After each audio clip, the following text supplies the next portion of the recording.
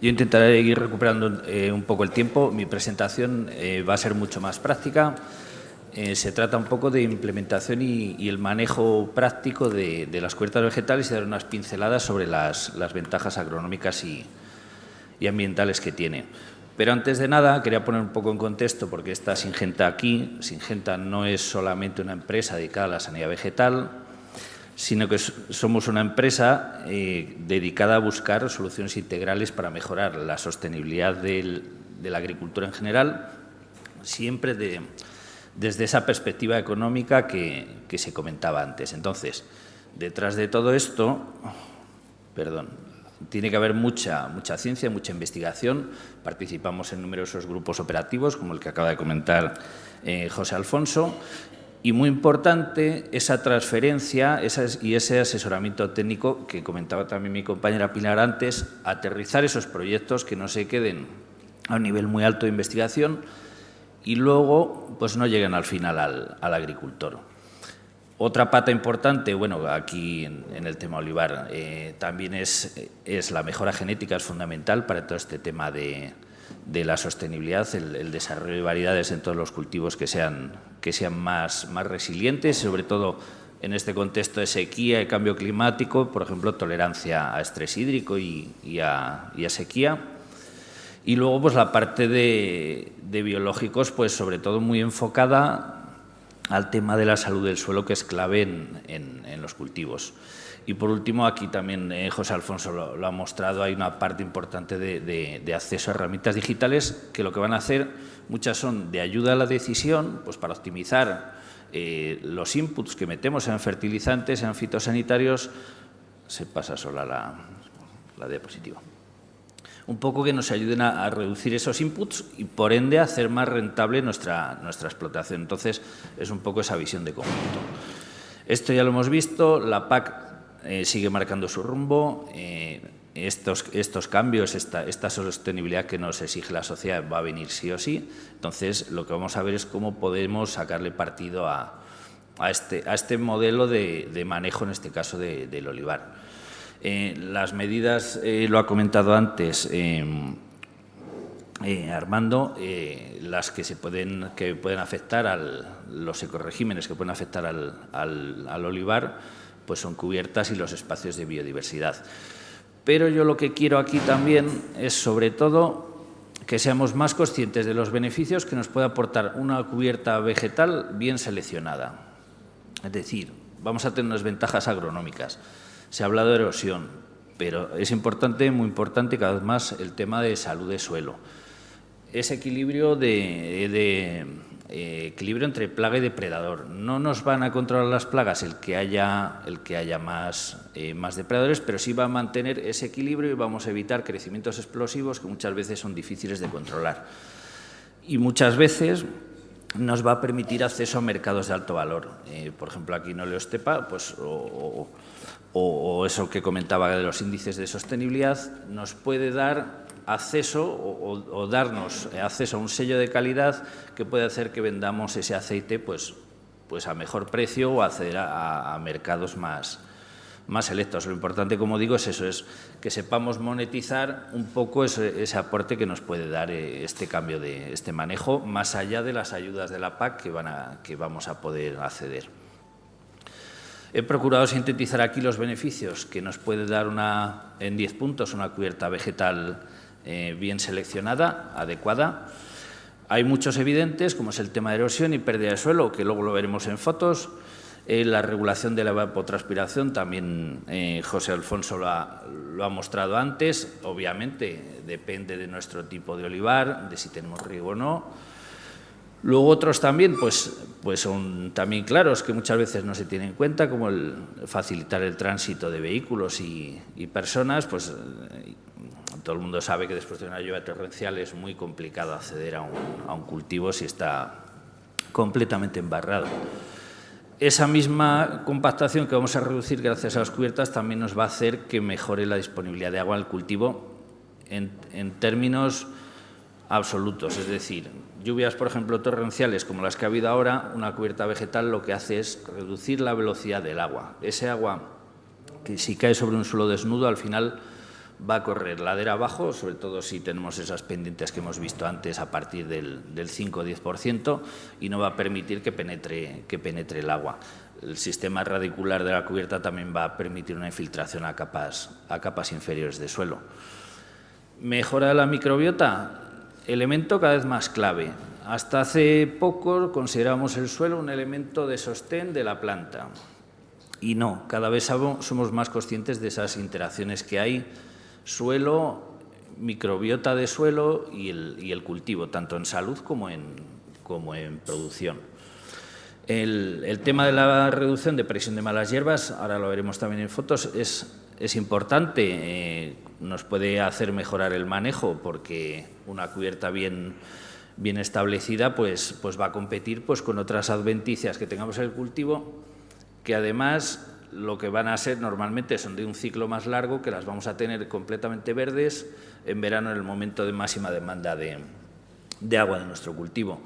Ese refugio de fauna auxiliar que comentábamos, y algunos que no son, bueno, el tema de fijación de créditos de carbono, ese índice de sostenibilidad que comentaba José Alfonso ahora, siempre también nos puede ayudar a, digamos, valorizar ese servicio ambiental que está dando nuestra cubierta. Si tenemos carbono secuestrado en el suelo y podemos demostrarlo a través de un método fiable, pues se abre a corto o medio plazo un mercado privado de créditos de carbono que llegará, ya está en el sector forestal, pero que a la agricultura, al sector agrícola va a llegar. Entonces, no es algo desdeñable como otra fuente de ingresos. Y por último, obviamente, reducción de costes. Y más al precio que está el gasóleo agrícola, no vamos a hablar de una labor de desbroce o siega, siempre va a tener menos, los costes van a ser menores que en un pase de volteo de suelo. Los criterios clave que se han elegido para elegir una cubierta ideal, pues obviamente es que tenga un porte bajo, que no interrumpa las labores. El elemento más clave es el ciclo corto, que no compita por el agua y nutrientes con nuestro cultivo, pero que no sea reservorio de plagas, y si además podemos fomentar la presencia de auxiliares, pues más que mejor. ¿Qué mezclas cumplen estos requisitos? Pues al final una mezcla principalmente formada por gramíneas, con una pequeña parte de leguminosas. Las gramíneas lo que nos van a hacer es más una función mecánica. Las gramíneas tienen una descomposición bastante lenta, y esa cámara que tiene la caña de las gramíneas, la paja, lo que hace es, esas cámaras de aire también tienen una labor tardan en degradarse, y lo que producen es un efecto mulching, un acolchado que también amortigua a temperatura. Las leguminosas, pues al final nos van a aportar nitrógeno atmosférico y algo de alimento pues para insectos auxiliares. En Syngenta estamos trabajando desde hace unos años y tenemos una mezcla, una cubierta comercial que veis ahí. Llevamos trabajando mucho tiempo con nuestro proveedor, que es de aquí de Andalucía, Semillas Cantueso. Muchos le conoceréis, el CSIC le conoce, llevamos trabajando con ellos en muchos proyectos de investigación, y con ese asesoramiento tanto del CSIC, de nuestra distribución, que tenemos aquí cerca, tenemos aquí al lado tenéis en Puente Genil y Osuna, dos distribuidores que están trabajando ya desde hace tiempo con estas cubiertas, pues puede garantizar el éxito de la implantación de una cubierta de este tipo. Os he puesto aquí las especies que lo componen. José Alfonso ha presentado otras cubiertas antes. Nosotros estamos trabajando con esta cubierta básica con un 85% de esas gramíneas que veis ahí. Tenemos 4 géneros: Lolium, Festuca, Brachypodium y Poa. Brachypodium se lleva mucho tiempo trabajando con el CSIC, con Semillas Cantueso, que es una variedad, es una especie, un cultivar autóctono aquí de Andalucía, muy adaptado a las condiciones andaluzas. Por ejemplo, el Lolium perenne se ha seleccionado frente al Lolium rigidum porque no tiene resistencias. Lolium rigidum es la especie de vallico que más resistencias tiene en toda España.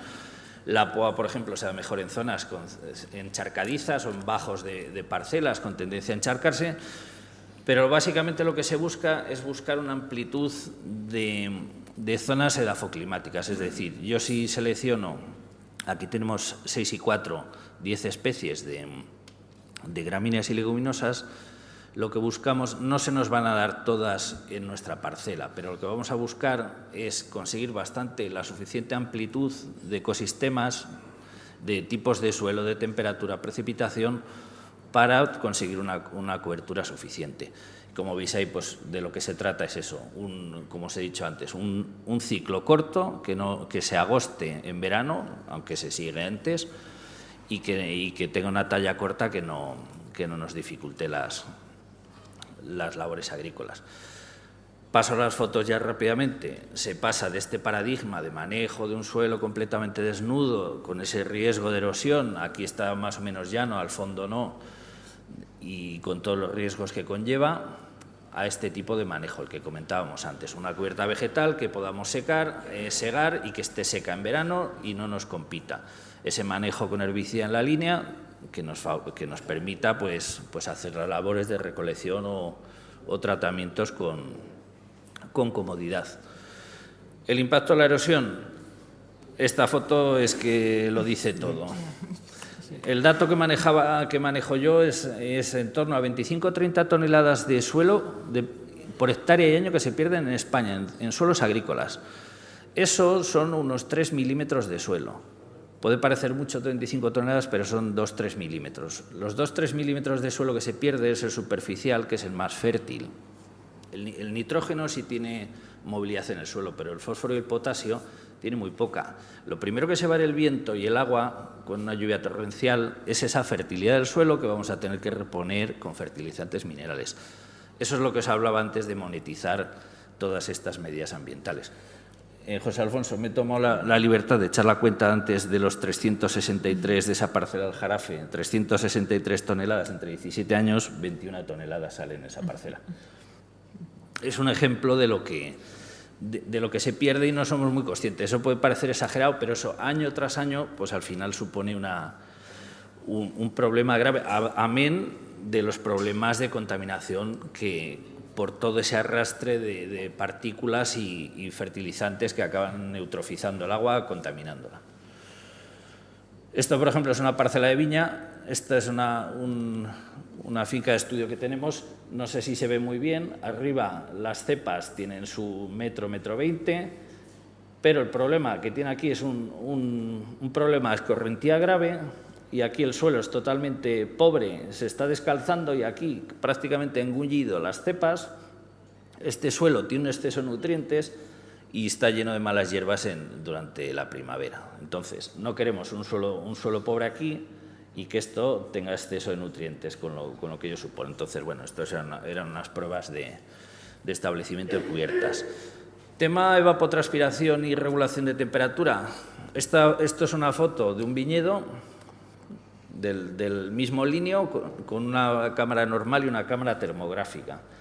No sé si pueden ver ahí el punto. Este puntito corresponde a esta mancha verde. La temperatura que tenemos es 29,5 grados. En medio, aquí en junio, julio, en medio del suelo desnudo, 48 grados, prácticamente 18-19 grados de diferencia. A partir de 30, muchos cultivos, o casi todos, cierran estomas. No tenemos fotosíntesis, no está produciendo la planta. Por eso me gusta esta foto, porque es muy gráfica. Es decir, ese aporte muchas veces no se cuantifica. Este suelo casi a 50 grados lo que hace es deshidratar el cultivo. El tema de supresión de malas hierbas, pues aquí veis, esto es una parcela de vallico, pues ya agostado, tumbado, y aquí sin tratamiento herbicida, pues al final lo que ha hecho es competir completamente con la hoja ancha, que sí está verde en verano. Veis aquí cuatro restos que quedan de mala hierba de hoja ancha, pero esto es una competencia natural. Lógicamente, esta es una cubierta que lleva ya unos años implantada, pero por eso ese manejo que se pide, que es desbroce y dejar los restos de poda, porque al final, lo que he dicho, la gramínea tarda mucho en degradarse y lo que hace es ahogar al resto de hierbas. Tema de biodiversidad, pues un ejemplo claro que me gusta poner siempre es la presencia de crisópidos. Si nosotros tenemos algo de flores en nuestra parcela, no solo las gramíneas, vamos a poder alimentar sobre todo a las hembras de crisopa, que son las que tienen que poner huevos. Esta es la larva de la crisopa, es un animal muy voraz, pero el éxito de que los crisópidos críen es que una hembra tenga a su disposición néctar y polen durante la mayor parte posible del tiempo. Y como sabréis, la crisopa está identificada como el principal depredador de prais, sobre todo en la segunda generación. Entonces, no va a acabar con los prais, pero si lo podemos mantener en un nivel ciertamente bajo, pues siempre será mucho más fácil de controlar con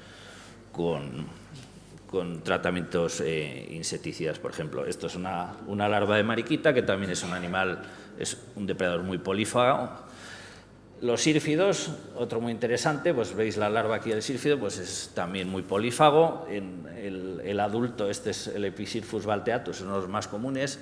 Este también además poliniza, además de la larva de depredar. Y el tema salud de suelo es un poco...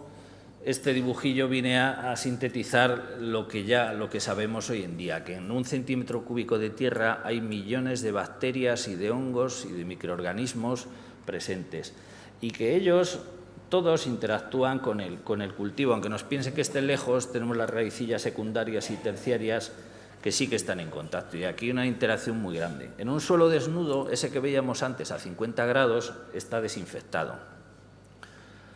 Cuando vuelve a bajar la temperatura, lo primero que va a colonizar un suelo desinfectado son hongos y bacterias patógenos. Entonces, nos interesa tener aquí un equilibrio entre esa microbioma. Y todas esas interacciones entre esa biodiversidad que tenemos, que pueden ser polinizadores auxiliares, todas esas lombricillas, microbiota, enfermedades, vamos a conseguir un suelo sano, que al final es lo que nos va a condicionar una rentabilidad del cultivo. O sea, digamos, esa pirámide un poco simboliza el éxito. Antes hablaba Armando del tema de los tipos de cubiertas. Pues sabéis que hay inertes, espontáneas y sembradas. Yo os he venido a hablar de las ventajas de las cubiertas sembradas. Luego veremos una comparativa que es bastante gráfica entre las tres. Pero bueno, para elegir nuestra cubierta, pues eso, nosotros trabajamos con una cubierta base formada por gramíneas y leguminosas. Luego hay otros factores, como la presencia de conejos, que comentaba antes José Alfonso, que podemos modificar ad hoc, dependiendo del tipo de olivar que tengamos, pues esa mezcla. Preparar el terreno es importante. Ya hemos visto que se puede hacer al menos una labor o dos para preparar el terreno para la siembra. Estos son semillas, debemos tratarlo como un cultivo si queremos que nazca bien, o sea, sembrarlo con tempero, que haya una granulometría adecuada del suelo y demás. Recomendación de siembra, obviamente en otoño. Este otoño, ¿cómo ha sido? Pues más seco que otra cosa. Siembras de primavera, si viene un poco aparente y tenemos tempero, pues también se puede, lógicamente. La competencia es algo mayor en primavera con las malas hierbas locales, pero bueno. Y la siembra que estamos recomendando es en unos 25 kilos por hectárea. Y las labores, por lo que se ha comentado antes, siega y desbroce y no retirar los restos. Aquí veis, por ejemplo, esto es unas parcelas que hemos sembrado en almendro en Osuna, aquí pues con una sembradora de chorrillo de cereal de 3,5 metros, pues perfectamente para el ancho del cultivo. En marcos intensivos, o este es el viñedo de antes, pues hay sembradoras de casas comerciales pues con sus 6, 8 botas, esa no tiene 10, y a 1,5 metros, 1,80 m de ancho, pues que se adaptan perfectamente a lo que queremos. Veis ahí pues la tolva y la semilla cuando sembramos. También hay sembradoras pues eléctricas, pues más de ahí para temas de ensayo. Estas se usan más en praderas. Y bueno, pues eso, simplemente ver este tipo de manejos, una cubierta baja, la línea despejada y sin competencia. Esto me lo voy a saltar porque ya lo hemos visto antes, ya estaba el tema de la superficie, la flexibilidad que se ha establecido, y bueno, que sepáis que este tipo de cubiertas se está trabajando en todo tipo de cultivos. Veis, por ejemplo, en naranjos en Sevilla, en Valencia en cítricos. Y esta es la tabla ya resumen, ya para acabar, ya no me extiendo más, un poco los pros y contras de las tres. Obviamente, las cubiertas inertes y las espontáneas no tienen coste de implementación, esto es de cajón, el primer año al menos. Las cubiertas sembradas, que os he estado comentando, pues tenemos todas estas ventajas. Pero aquí, si nos vamos a las contras, las cubiertas inertes, por lo pronto, no fijan suelo, no retienen suelo ni impiden la escorrentía. Tienen escasa cobertura de suelo, con lo cual también habrá que ver los requisitos que nos pida la Administración a la hora de solicitar cobertura, porque creo que pone cobertura suficiente. Suficiente es un concepto muy laxo, a mi entender. No compiten con las malas hierbas, un resto de poda, y no mejoramos la estructura del suelo ni la porosidad. En cuanto a las espontáneas, pues principalmente están formadas por malas hierbas. Cuando habéis visto esa foto de la supresión, son plantas C4 que se llaman de verano, básicamente. Las vamos a tener verdes y todo el que haya sacado o arrancado una malva del olivar, lo mismo sacas una raíz de 1 metro de profundidad si consigues sacarla. Entonces, eso sí que quita agua al cultivo de las capas profundas de suelo. El ciclo vegetativo, como digo, es largo y raíces pivotantes que nos van a competir por agua y nutrientes, y el problema de que sean hospedantes o vectores de enfermedades, pues reservorio de plagas y demás. Y luego, pues eso, que al final nos va a suponer a largo plazo un incremento de los costes de mantenimiento, sean fitosanitarios o demás. El tema de las cubiertas sembradas, pues obviamente tiene un coste de implantación del primer año, que si con la parte de ayuda de la PAC, que son interesantes, esos 25 euros más de compromiso de continuar con ello, que se pueden cobrar, entiendo, desde el primer año, pues hace más atractiva, siempre y cuando moneticemos todas esas ventajas que hemos visto antes, es decir, todo ese aporte de erosión, todo ese aporte de no tener que reponer fertilizantes, de no perder suelo, de mejora de salud. Eso es un poco todo ese conjunto, no ver solo desde el punto de vista de subvención, sino es lo que creo que puede hacer bastante interesante la implantación de las cubiertas sembradas. Y yo, por mi parte, he intentado acelerar, pero... Pues muchas gracias, Luis. Nada.